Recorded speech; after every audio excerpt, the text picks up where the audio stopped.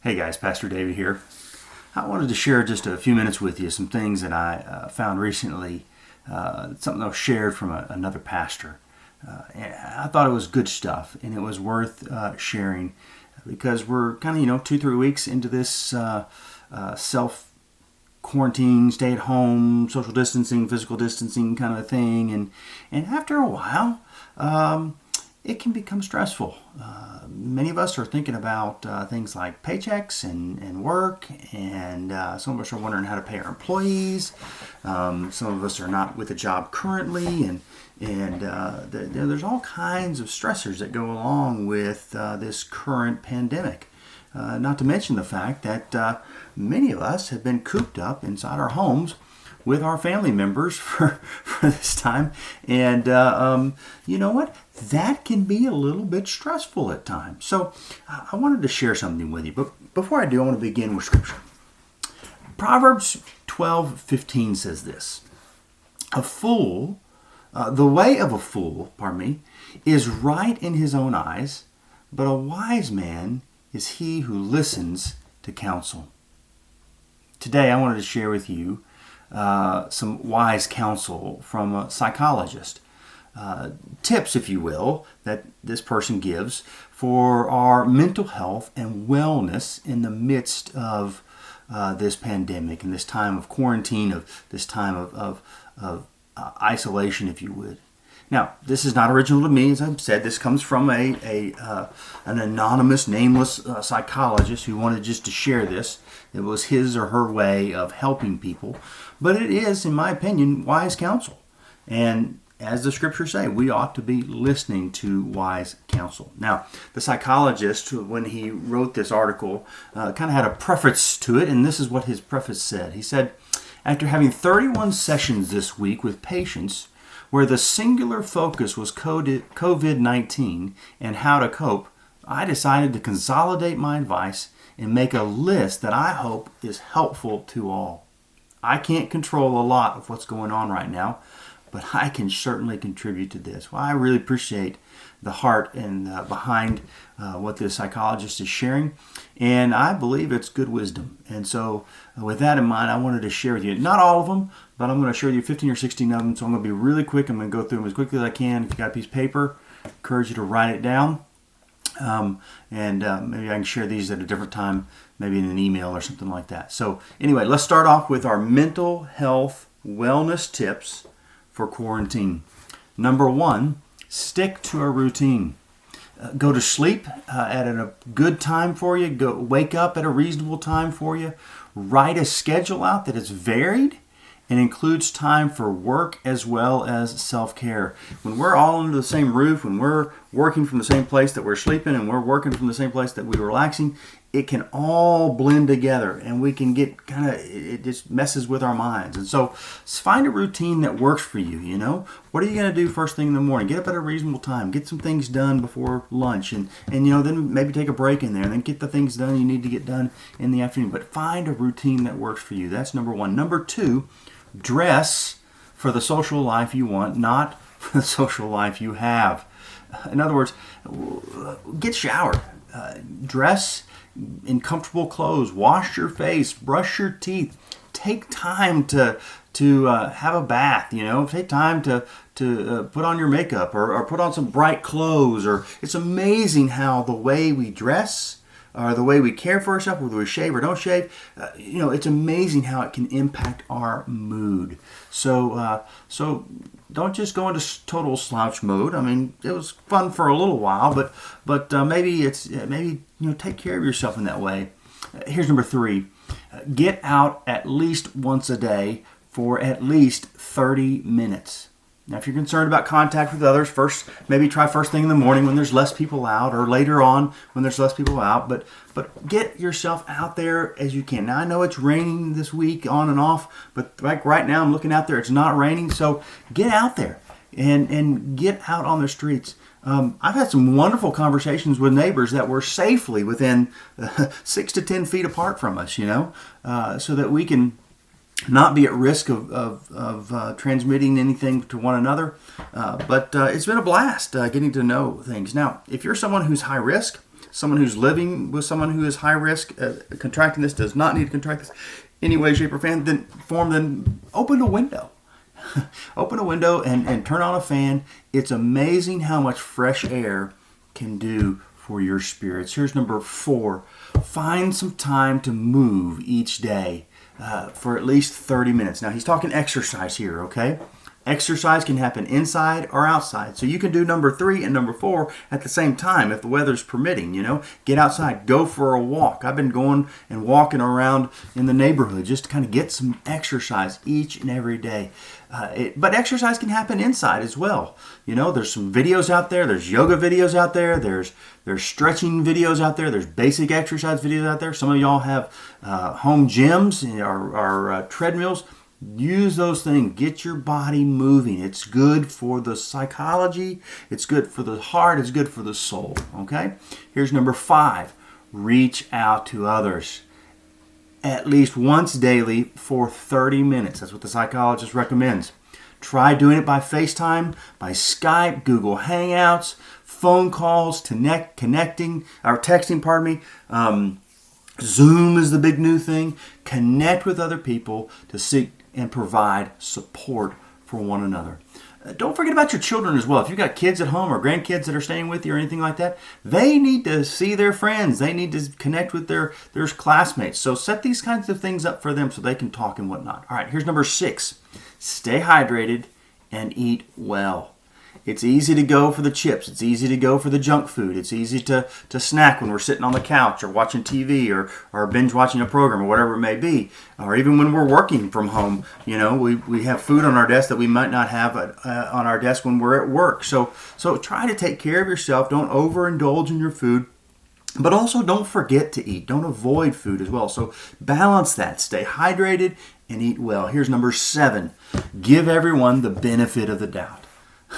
We really need to do this. This is the one I call be graceful to yourself and give grace to others. A lot of us are cooped up, and we've been cooped up now for several weeks, and we're going to be cooped up for several more weeks. So we need to be graceful with each other, and we need to be graceful with each other. Each person will have moments during this time when they will not be at their best. And it's important for us to move with grace through the blow-ups, to not show up to every argument that you're invited to, and not to hold grudges and continue on with disagreements. Everyone is doing their best. Remember this. Everyone is doing their best that they can during this time. So apply grace. Liberally apply grace to this situation. Show grace to yourself and show grace to others. Here's number 8. Find your own personal retreat space. Space is at a premium right now with everybody under the same roof. It's important that people think through their own separate space for work and their separate space for relaxation. So if you've got an office and that's where you're going to work, great. Maybe you're working from the kitchen table, great. But also find that time when you can step away from that. Don't let your workspace and your recreation space, if you can, don't let your workspace and your relaxation space be the same space. So if you can get away, I've got a chair in my bedroom that I like to sit in. It's where I pray, but it's also where I kind of decompress from the day. Here's number 9. Expect behavioral issues in children, okay? And respond gently when you face them. We are all struggling with a disruption to our routine, but none more than children who rely on the routines that are constructed by others to make them feel safe and to help them to know what comes next. The psychologist says, expect increased anxiety, worries, and fears, even nightmares. Expect difficulty separating. Expect difficulty sleeping.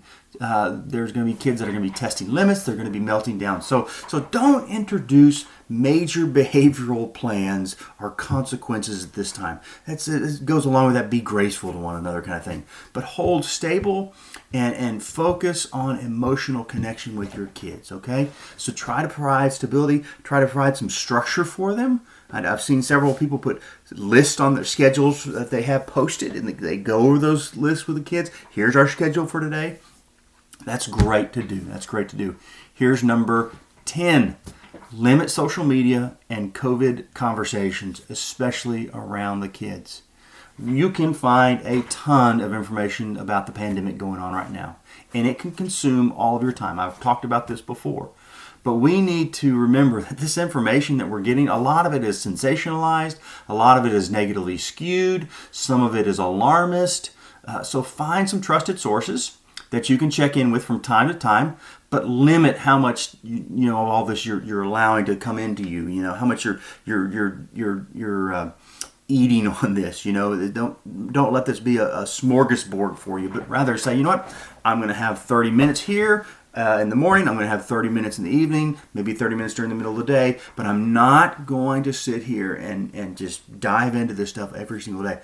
And it's important too about the kids, because the kids pick up on this sensationalism that the news does a lot of times. The kids pick up on the stress that there's even the way they do the music, COVID-19, whatever it may be. It can be stressful for our children. And so they don't need to be hearing that in the background 24 hours a day, 7 days a week, all the time. So please, give yourself some space. Limit your social media and news of COVID-19.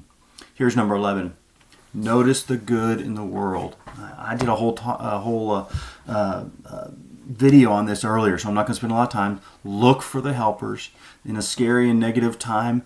Look for those stories that are good, that are positive, where people are sacrificing or donating or supporting one another. Let that be something that helps to counterbalance the heavy information. So what he suggests is here, he says it's important to counterbalance the heavy information with hopeful information. I love that. Hopeful information. All right, number 12. Find ways, both big and small, to give back to others. Support your local restaurants by going through the drive-thru. Offer to go to grocery shopping for people. Check in with elderly neighbors. Some people right now are making masks and getting them to the hospitals. Those are great. We're collecting masks. We're collecting donations of gloves during the week when the office is open. That's great ways. Find ways that you can help other people. Number 13, find something you can control and control the heck out of it. Let me say it again. Find something you can control and control the heck out of it. In moments of big uncertainty and overwhelm, control your little corner of the world. It might be organizing a bookshelf, purging a closet, or putting together furniture, or rearranging your book, your junk drawer. I don't know, whatever it is. Find something that you can do something about, because we feel overwhelmed, but we can't do anything about what's going on around us and how the numbers are growing and what's going on, who's getting all that. So find something you can control. I did that this week. I've been coming into the office to get ready for sermons and things like that, and I had this pile of papers and things like that have been piling up right down here next to my bookshelf, and then the closet that's behind me. I just kind of been shoving things in there over the last couple of years, and I finally said, you know what? I'm going to take time and I'm going to go through all these things. And so I have a nice, clean area right now. And I got to tell you, there's something psychologically good about that. I feel really good being here in my office now and having this space that's clean. This is wonderful. What about you? What do you need to purge or clean or organize? Control the heck out of it, he says, because there's so many things right now we can't control. Here's number 14. Find a long-term project to dive into. Now is the time to learn how to play the keyboard. Put together a huge jigsaw puzzle. Start a 15-hour game of Risk or Monopoly, or learn to paint a picture or read a book series, Harry Potter, whatever. I don't care. Binge watch an 8-season episode or 8-season show. Crochet a blanket. Learn to solve a Rubik's Cube. Find something that's going to keep you busy or distracted or engaged and over a long period of time, but be sure to take breaks from it so that you can go out in the outside world. But find something that's going to give you something to dive into that you can work on that helps pass the time. And then finally, I wanted to end with this one because I think this is a very important reminder for all of us. Number 15, his recommendation is this: remind yourself daily that this is temporary. This too shall pass. We're going to get through this quarantine time. We're going to get through. There will be another side. We'll get through the other side of this COVID-19. We will get past this pandemic. This road stretches out in front of us, but it has a beginning and has an end. We're going to get there. This too shall pass. We have to remind ourselves of that. Please take time to remind yourself, to remind your spouse, to remind your friends, to remind your parents, to remind your kids that we will return to a world where we feel free and safe and busy and connected in the days ahead. Well, I thought this was some good advice, and as Proverbs says, that the way of the fool is right in his own eyes, but a wise man is he who listens to counsel. I pray we will all listen to this counsel that the psychologists have shared, and I hope that it has been encouraging to you in this time. Thanks so much for joining me. We'll talk to you later on. Bye-bye.